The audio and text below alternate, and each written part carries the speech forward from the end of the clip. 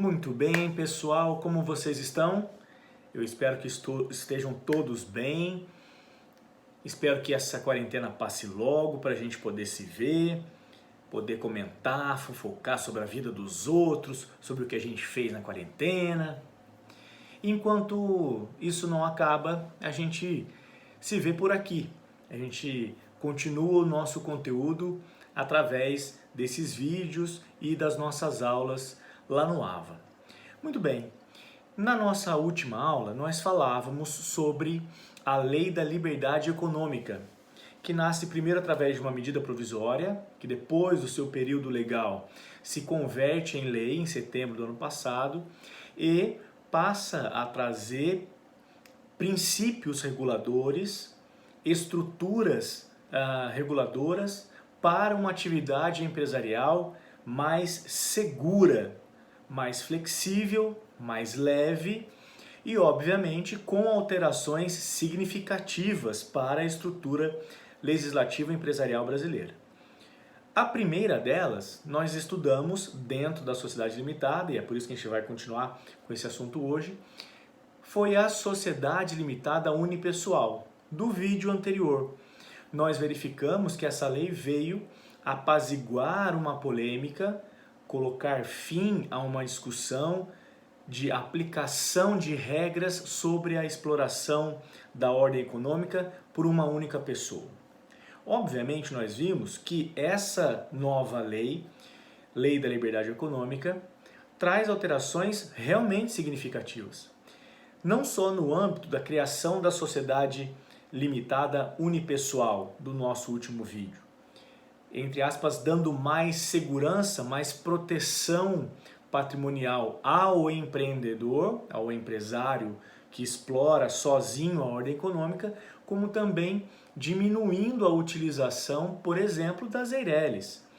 Um dos fenômenos que essa lei vai trazer, sem dúvida, é a redução do registro de empresas individuais de responsabilidade limitada, não tenho dúvida. Isso já está sendo discutido, vem sendo discutido há muito tempo e é óbvio que todo mundo que preferir atividade unipessoal não vai se cadastrar como EIRELI por conta do seu capital social mínimo, coisa que não se exige na sociedade limitada unipessoal, como nós já vimos na aula passada.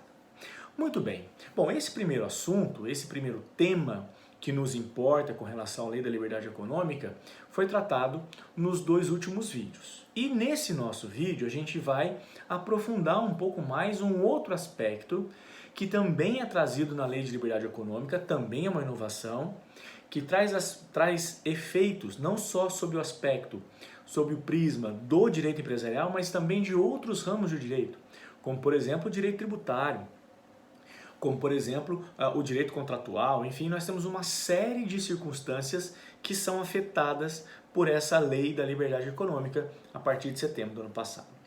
E uma dessas figuras que sofreu influência, sofreu interferência da Lei de Liberdade Econômica é exatamente a desconsideração da personalidade jurídica.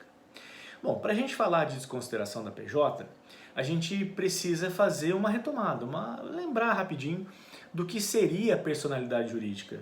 Bom, a personalidade jurídica é a chancela dada pelo Estado para a criação, existência de um ente, um sujeito de direitos e obrigações. A pessoa natural adquire a personalidade jurídica com o nascimento com vida e a pessoa jurídica adquire a personalidade jurídica através do registro do seu ato constitutivo diante do órgão competente, do órgão que o Estado indica como sendo o competente para lavrar o seu nascimento e, obviamente, dar existência e efetividade à criação dessa atividade empresarial, no nosso caso. Óbvio que nós temos outras figuras que são que detêm personalidade jurídica que não são sociedades empresariais, nós já falamos sobre isso. Muito bem, dentro desse conceito da personalidade jurídica, nós sabemos que, vocês devem se lembrar daquela cadeira sobre a mesa da sala de aula, vocês devem se lembrar sobre os Playmobils verdinhos com aquele manto marrom por cima. Nós sabemos que, uma vez que ocorre o registro do ato constitutivo diante do órgão competente, no nosso caso, junta comercial, nasce para o Estado a pessoa jurídica. E essa pessoa jurídica, com esse registro, adquire determinados efeitos, determinadas qualidades que são significativas, que são importantes para a existência, permanência, exploração da ordem econômica. A primeira delas, como vocês devem se lembrar, é que há a constituição de uma nova entidade. Ali nasce uma pessoa distinta da figura dos seus criadores. No nosso caso, ou no caso de uma sociedade unipessoal, seu criador, uma única pessoa com autorização da lei de liberdade econômica. Então, o grande primeiro efeito é esse: a criação, ou passar a existir de uma nova entidade, uma outra pessoa com nome próprio, com patrimônio próprio, com existência, endereço, assinaturas próprias, através de procuradores, através de administradores, mas cada uma delas vai ter a sua vida, a sua estrutura dissociada, separada da figura do seu criador ou criadores. Esse é o grande primeiro efeito. Então, quando alguém se registra, adquire o manto da personalidade. Obviamente tem existência distinta da figura dos seus sócios. Por si só, essa criação já deveria trazer para os seus criadores o que nós chamamos de distinção patrimonial ou segregação patrimonial. Bens que são da pessoa jurídica, dotada de personalidade jurídica, são da PJ. Bens do seu criador, dos seus sócios ou dos seus, entre aspas, individuais, sócios individuais, também são da pessoa física de maneira separada. Bom, nas sociedades limitadas, e é importante a gente lembrar disso, nós temos uma ordem de responsabilização das pessoas envolvidas no trato empresarial. Nós sabemos que a pessoa jurídica, dotada de personalidade jurídica, será responsável pelos seus direitos e obrigações. Ela responderá pelos seus atos. E quando eu digo ela com o seu patrimônio. As obrigações sociais são assumidas, em primeiro lugar, pela própria sociedade, quer seja plural, quer seja única, unipessoal.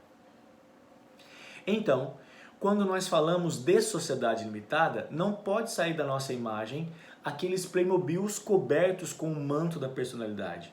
Ou vários, ou um só. Por quê?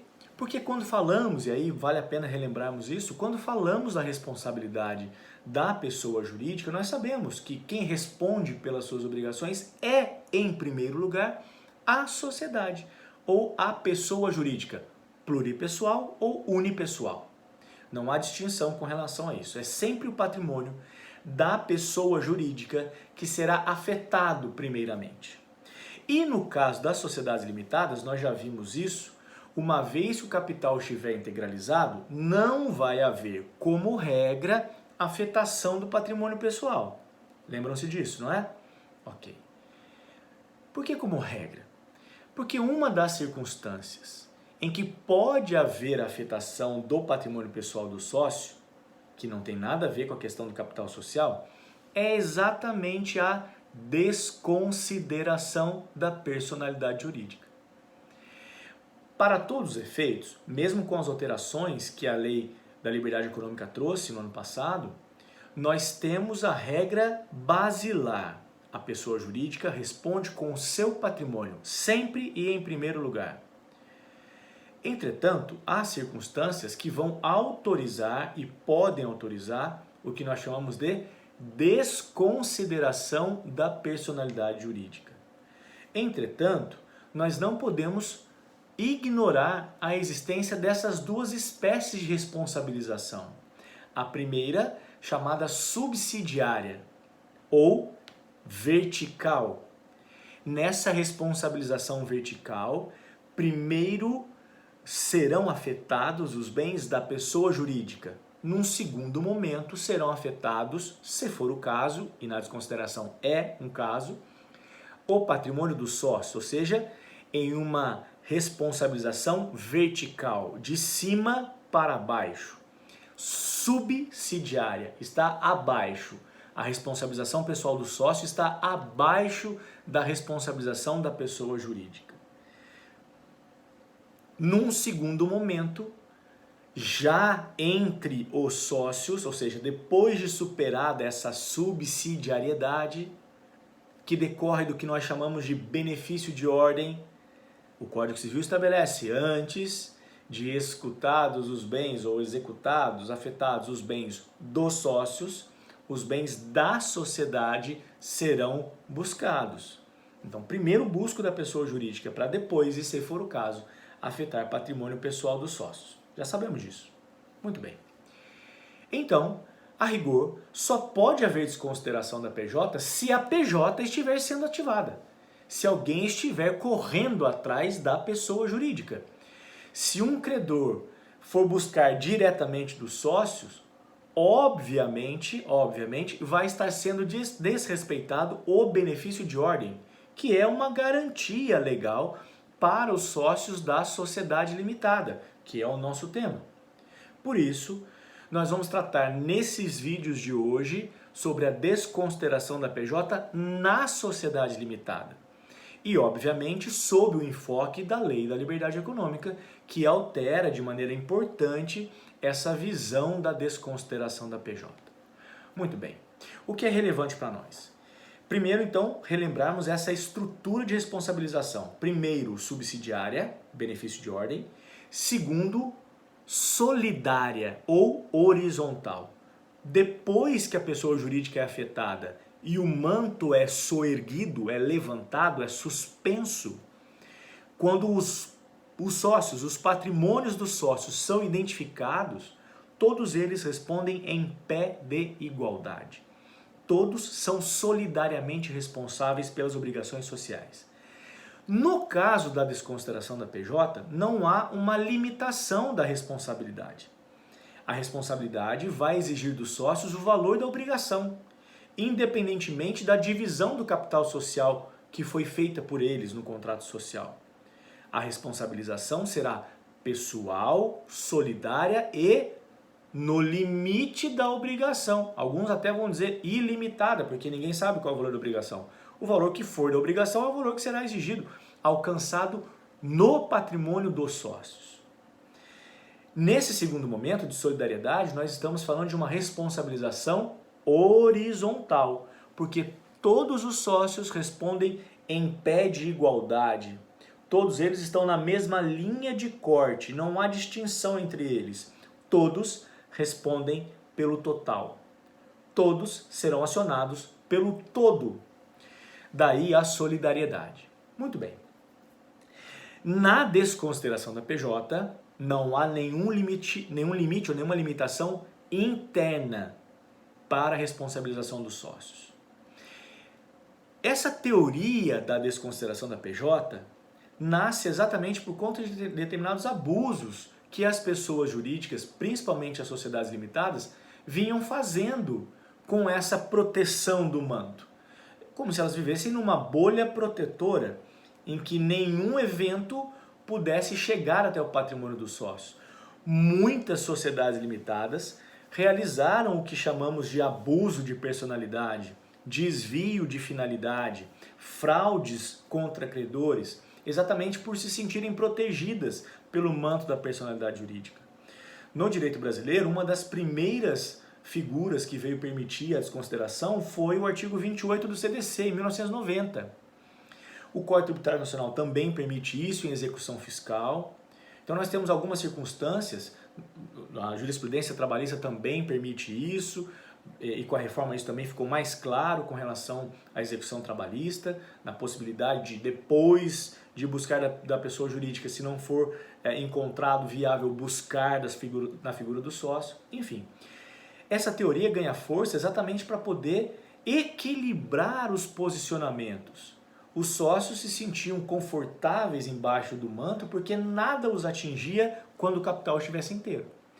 Mas aí, seguindo um fluxo da legislação internacional, o direito brasileiro passou a também dispor da desconsideração da PJ em alguns casos. Então vamos lá.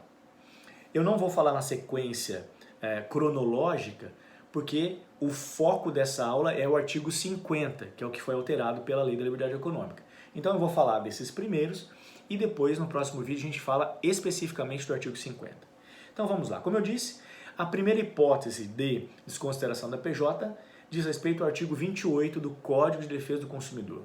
Lá no CDC, autoriza-se que a personalidade jurídica do fornecedor seja suspensa para que o consumidor que tenha sofrido prejuízo, dano em razão do produto ou serviço, possa buscar do patrimônio pessoal do sócio a afetação ou a satisfação do seu crédito, daquele dano sofrido.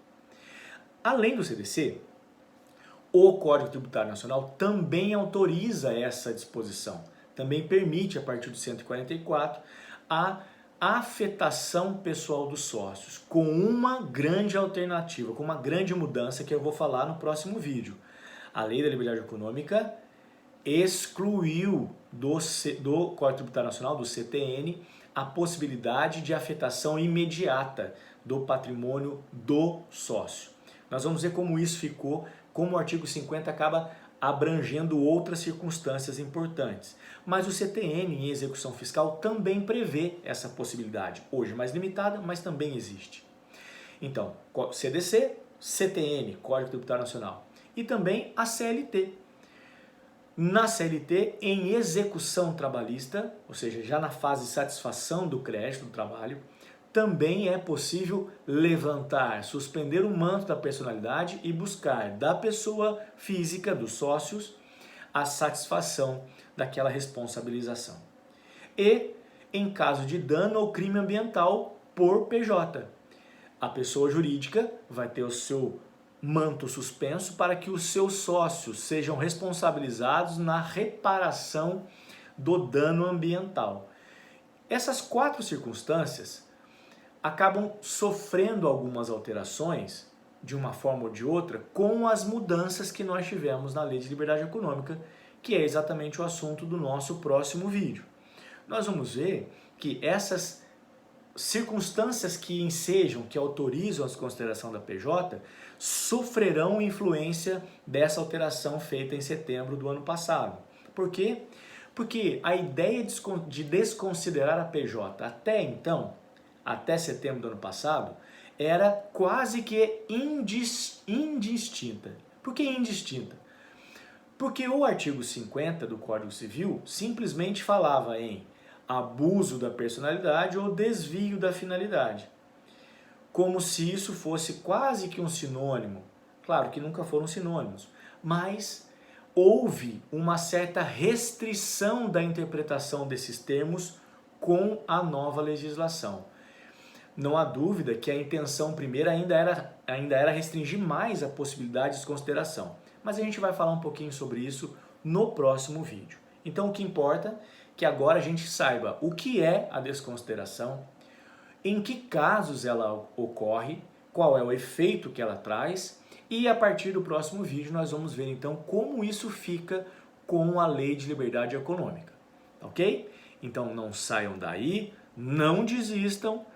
O próximo vídeo vem com informações quentinhas com relação à desconsideração da PJ. Não deixem de assistir. Eu espero vocês daqui a pouquinho. Até mais. Tchau, tchau.